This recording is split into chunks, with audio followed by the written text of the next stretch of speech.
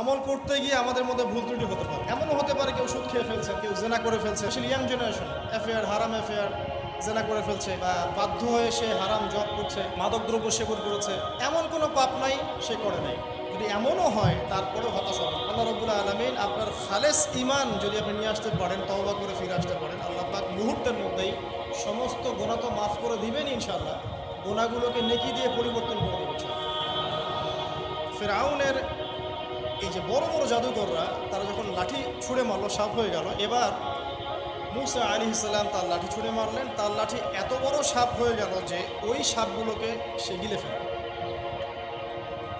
এই দৃশ্যটা দেখে এই জাদুকরদের সবাই তাৎক্ষণিক মুসলিম হয়ে গেল। তাৎক্ষণিক তারা বলল যে ক্বালু আমান্না বিরব্বি হারুন ওয়া মূসা, তারা বলে উঠল সমস্বরে যে আমরা হারুন এবং মূসার রবের প্রতি ঈমান নিয়ে আসলাম। কারণ তারা তো সবচেয়ে বড় জাদুকর, তারা জানেন যে আসলে কোনটা জাদু আর কোনটা মুজিজা, তারা ভালো বুঝতে পারে। তো ফিরআউন এবার এখনো মানতে নারাজ। সে বলছে আচ্ছা, ইন্নাহু কাবীরুকুম, নিশ্চয়ই ওই মূসা তোমাদের বড় লিডার হবে। আল্লামাকুমুস সিহর, সে তোমাদেরকে জাদু শিখিয়েছে মনে হয়। ফিরআউন বলছে মূসা এবং হারুন সম্ভবত তোমাদের লিডার, সেই তোমাদেরকে জাদু শিখিয়েছে। নাউযুবিল্লাহ। তো এই জাদুকররা কিছুতেই আর ঈমান হারা হলো না। তারা এক ওয়াক্ত নামাজও পড়ে নাই, একটা সওমও রাখেন নাই। তারা কিন্তু আল্লাহর জন্যে জিহাদও করেন নাই, তারা যাকাত দেন নাই, কিছুই করেন নাই, শুধু ঈমান, শুধু ঈমান। ঈমান আনার পরেই ফিরআউন তাদেরকে হত্যা করল, ডান হাত বাম পা কেটে ফেলল এবং শুলে চড়িয়ে দিল। ইনশাআল্লাহ তারা জান্নাতে চলে গেলেন শুধু ঈমান আনার কারণে। শুধু ঈমান আনো, খালেস ঈমান। ঈমানই সবচেয়ে বড় বিষয়। আমল করতে গিয়ে আমাদের মধ্যে ভুল ত্রুটি হতে পারে। এমনও হতে পারে কেউ সুদ খেয়ে ফেলছেন, কেউ জেনা করে ফেলছেন, স্পেশালি ইয়াং জেনারেশন অ্যাফেয়ার, হারাম অ্যাফেয়ার, জেনা করে ফেলছে, বা বাধ্য হয়ে সে হারাম জব করছে, ঠিক আছে, মাদকদ্রব্য সেবন করেছে। এমন কোনো পাপ নাই সে করে নাই। যদি এমনও হয় তারপরেও হতাশ হবে না। আল্লাহ রাব্বুল আলামিন আপনার খালেস ঈমান যদি আপনি নিয়ে আসতে পারেন, তওবা করে ফিরে আসতে পারেন, আল্লাহ পাক মুহূর্তের মধ্যেই সমস্ত গুনাহ তো মাফ করে দিবেন ইনশাআল্লাহ। গুনাহগুলোকে নেকি দিয়ে পরিবর্তন করে দিবেন ইনশাআল্লাহ। সো আমি ইয়াং জেনারেশনকে রিকোয়েস্ট করবো যে হতাশ হবেন না। হতাশার কারণে তারা আজকে বিভিন্ন জায়গায় চলে যাচ্ছে। শুধু হতাশা, চাকরি নাই হতাশ, গার্লফ্রেন্ডের সাথে বনিবনা হচ্ছে না হতাশ, তারপরে বাসা থেকে প্রেশার দেওয়া হচ্ছে হতাশ, কবে কামাই করবি, কবে খাওয়াবি হতাশ, চাকরি একটা ভালো রেজাল্ট হচ্ছে না হতাশ। মানে হতাশাই কিন্তু মূল কারণ। ফ্রাস্ট্রেটেড তারা লাইফটার প্রতি, দূর লাইফে কিছুই করতে পারতেছে, চারদিক থেকে প্রেশার। তখন তারা হতাশ হয়ে বিভিন্ন খারাপ পথে পা বাড়াচ্ছে। তো হতাশা দূর করার জন্যে একটা বিষয় যথেষ্ট, সেটা হলো আপনি আল কোরআনের কাছে আসেন এবং 5 ওয়াক্ত নামাজ মসজিদে আদায় করেন। ইনশাআল্লাহ দেখবেন হতাশা আপনার মন থেকে চলে যাবে। ডেইলি জিকির আজগারগুলো নিয়মিত করেন, দেখবেন ইনশাআল্লাহ আপনার মনটা আল্লাহর নূর বা আলো দিয়ে পরিপূর্ণ থাকবে। আপনি হতাশ হবেন। শয়তান তখনই সুযোগ নেবে আপনার কাছে যখন আপনি হতাশ হয়ে যাবেন। আপনি হতাশ হয়ে গেলে শয়তান আপনার কাছে সুযোগ নেবে, হতাশ হবেন। তো আসুন সামনের দিকে যাই। যে জাদুকররা যখন ইসলাম কবুল করলো, এরপরে নবী মূসা আলাইহিস সালাম ফিরআউনকে বারংবার দাওয়াত দিয়েছেন। বারংবার, কতবার সেটা আল্লাহ ভালো জানেন। বারংবার তাকে দাওয়াত দিয়েছেন, ফিরআউন তার দাওয়াত কবুল করেনি। যখন সে দাওয়াত কবুল করে নাই, মূসা আলাইহিস সালাম আল্লাহর কাছে দোয়া করতেন, একটা করে আযাব আসতো। একবার ব্যাঙের আযাব আসলো, একবার উকুনের, একবার ধরেন যে আপনার প্লেগ, মহামারী, একবার রক্তের আযাব, হ্যাঁ, একবার যে ফড়িংয়ের আযাব, মানে বিভিন্ন আযাব আসতে থাকে। যখনই কোনো আযাব আসে তখন ফিরআউন বলে যে হে মূসা, তুমি তোমার রবের কাছে দোয়া করো, যদি আযাব উঠিয়ে নেওয়া হয় আমরা মুমিন হই আর বনু ইসরায়েলকে ছেড়ে দেব। বনু ইসরায়েল কারা? যাদেরকে ফিরআউন দাস বানিয়ে রেখেছে।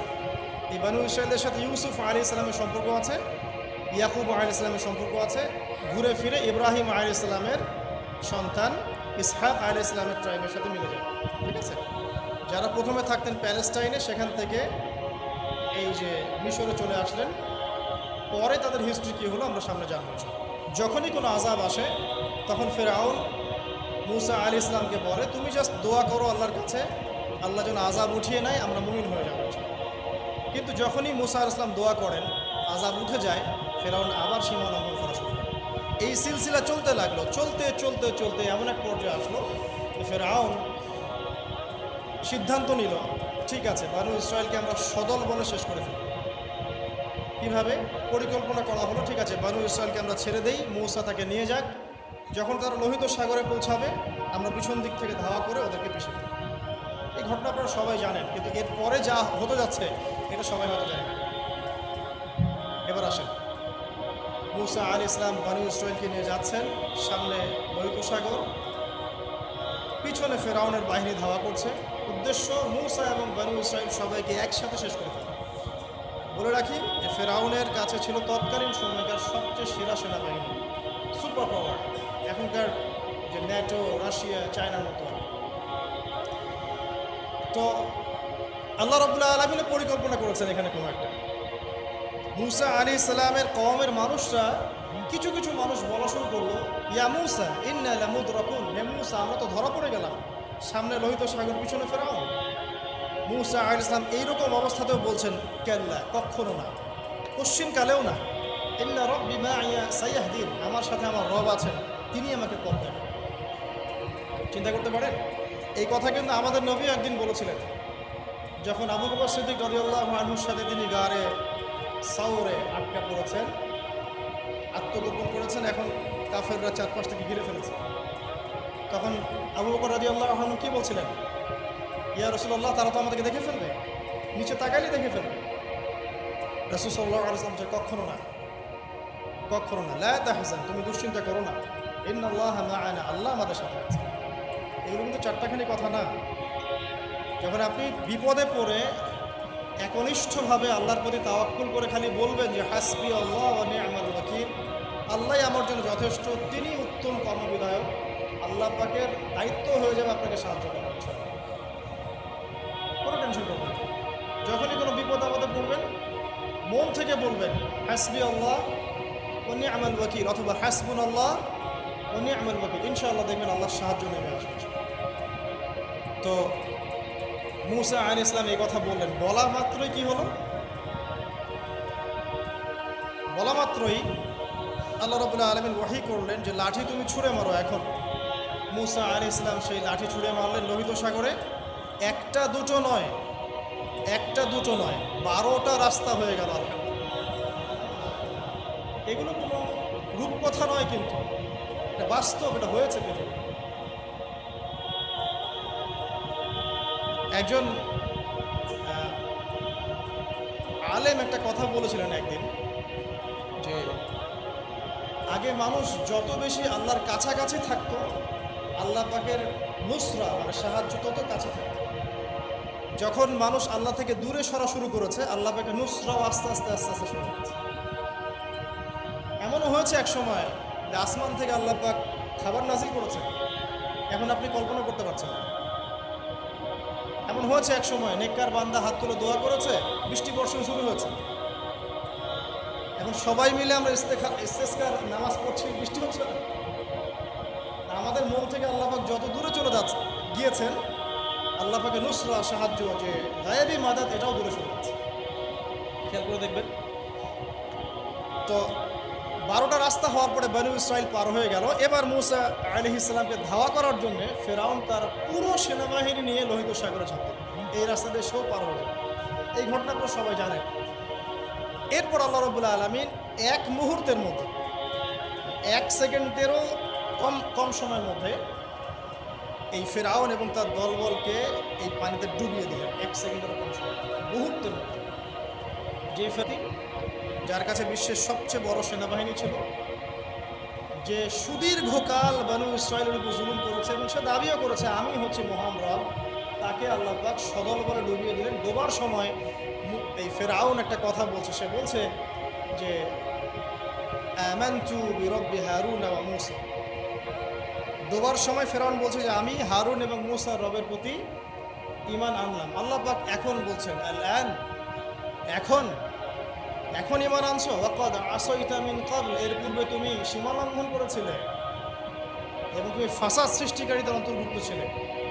এখন আমি কি করবো জানো, আল ইয়াউমা নুনাজ্জিকা বিবাদানিক, আজকে আমি তোমার এই বডি, তোমার বাদান, এই বাদানটাকে প্রিজার্ভ করব, সংরক্ষণ করব, তোমার শরীরটাকে, দেহটাকে আমি সংরক্ষণ করে রাখবো। কি জন্যে? লিতাকুনা লিমান খালফাকা আয়া, তোমার পরবর্তীতে যারা আসবে ওদের জন্য তুমি যেন নিদর্শন হতে পারো। ওয়া ইন্না কাসীরা মিনান নাস আন আয়াতিনা লাগাফিলুন, এবং মানুষের মধ্যে বেশিরভাগ মানুষই আমার নিদর্শনগুলো সম্পর্কে গাফেল। আল্লাহ পাক ফেরাউনের বডি কেন প্রিজার্ভ করেছেন? যাতে করে ফেরাউনের এই মমি, ফেরাউনের এই যে বডি, এটা যেন তার পরবর্তী যুগের মানুষদের জন্য নিদর্শন হয়।